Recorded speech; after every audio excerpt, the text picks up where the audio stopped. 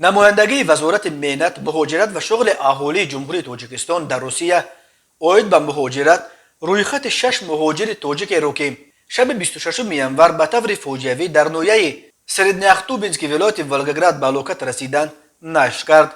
سلاموف ایدیبک میرزا خوجایویچ سال تولدش 4 اپریل سال 1992، فیض‌الدینوف نوردین عین‌الدینویچ سال تولدش 4 مارت سال 1985، کبوتوف سید اکرم حسن‌الدینویچ سال تولدش 17 فوریه سال 2000، محمد جان رحمان علی سال تولدش 7 فوریه سال 2000، فیض‌الدینوف قابل جان کامل جانویچ سال تولدش 13 مارت سال 2001، فیض‌الدینوف قاسم جان کامل جانویچ سال تولدش 4 ایول سال 2002.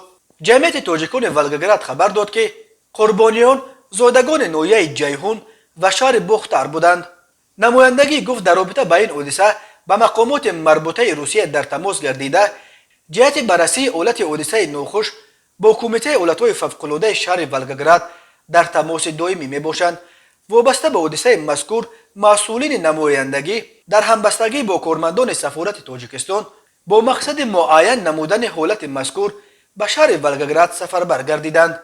سفارت تاجیکستان قبلا گفت این حادثه را تحت نظارت قرار داده است. طوری قبلا خبر دادیم شب 26 ینور در یک حادثه فاجعه بار در نویه سردنیختوبینسک ولایت ولگراد روسیه 6 شهروند تاجیکستان بر اثر زهرآلود شدن از دود جان باختند. جسد این 6 مهاجر تاجیک را در خواجگی دهقانی و فرمری کاستیتسکی که به پرورش میوه و سبزیجات مشغول بودند از درون یک گرمخانه پیدا کردند. در این فاجعه تنها یک نفر زنده مانده است. مهاجر 39 ساله از تاجیکستان را در حالت وزنین به بیمارستان شهر ولگراد بردند. هر سال بیش از 1 میلیون نفر یا تقریبا نصف اهالی قابل کار تاجیکستان با مقصد تأمین روزگار خانواده های خود به روسیه به مردکاری می روند و هر سال در روسیه بیش از 1000 نفر از مهاجران تاجیک به علتهای گوناگون ترک این دنیا می کنند.